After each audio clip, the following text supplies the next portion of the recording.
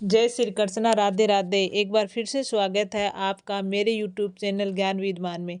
तो आपको पता है कि इस बार बसंत पंचमी पर 144 साल के बाद विशेष योग बन रहा है और इस योग में अगर कुछ काम करते हैं तो वो बहुत ही शुभ माना जाता है।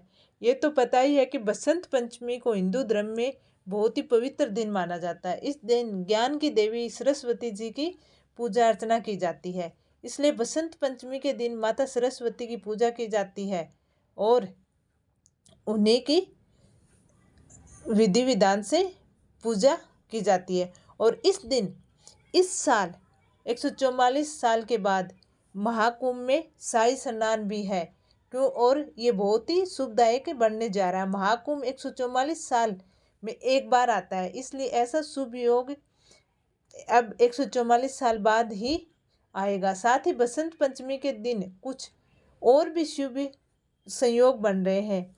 आज मैं आपको इन शुभ योग के बारे में बताऊंगी और साथ ही ये भी बताऊंगी कि इस दिन क्या कार्य करने से आपको लाभ मिल सकता है और क्या नहीं करना चाहिए।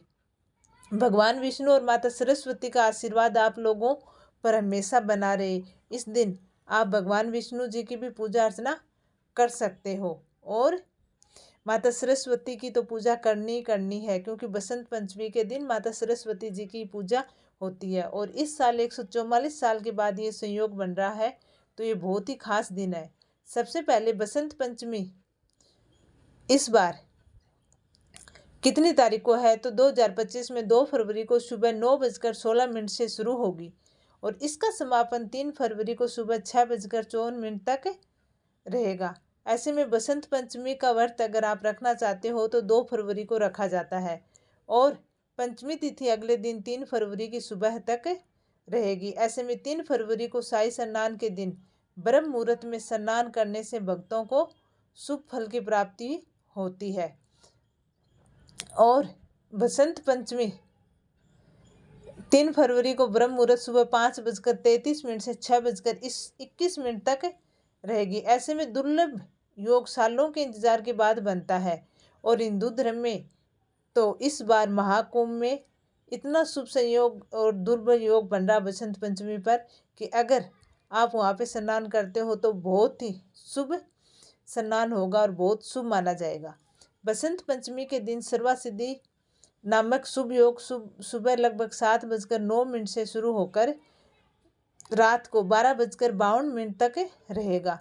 सर्वार्थ सिद्धि योग में आप जो भी शुभ कार्य करें उसमें आपको सफल होने की सबसे अधिक उम्मीद होती है।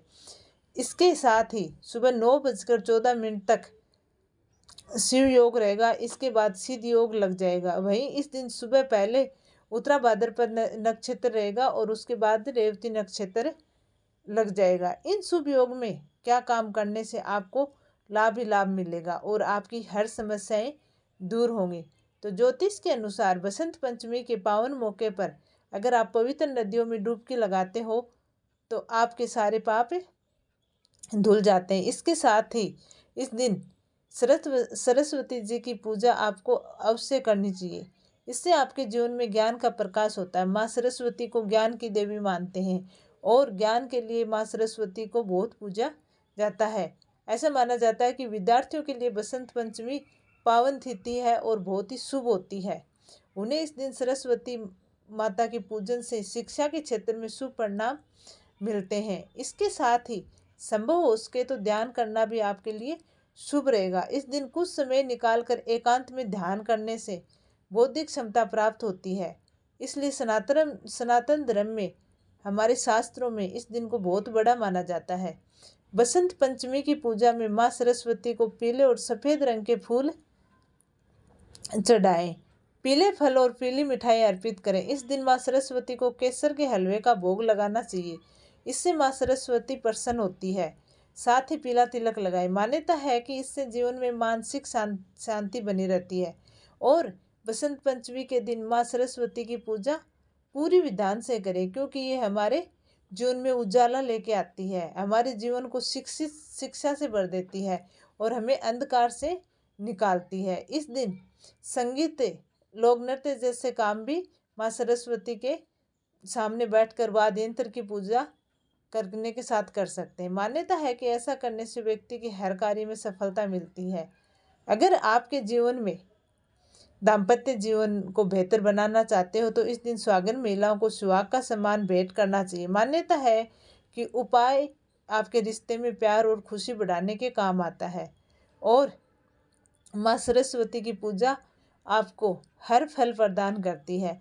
अगर आप इस बार 144 साल के बाद जो योग बन रहा है, इस शुभ योग में आप माँ सरस्वती की पूजा अर्चना करते हो, उन्हें सही तरीके से भोग लगाते हो तो आपके जीवन से पूरा अंधियारा निकाल देगी माँ और आपके जीवन को उजियारे से भर देगी। तो ये था आज का वीडियो।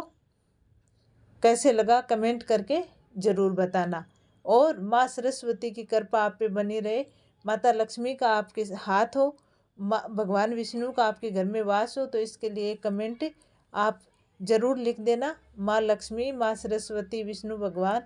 आप जो भी एक कमेंट लिखें ज़रूर लिख देना। चैनल को सब्सक्राइब करना, वीडियो को लाइक करना और इस बार शुभ अवसर पे आप ये शुभ काम जरूर कर देना। जय श्री कृष्णा, राधे राधे।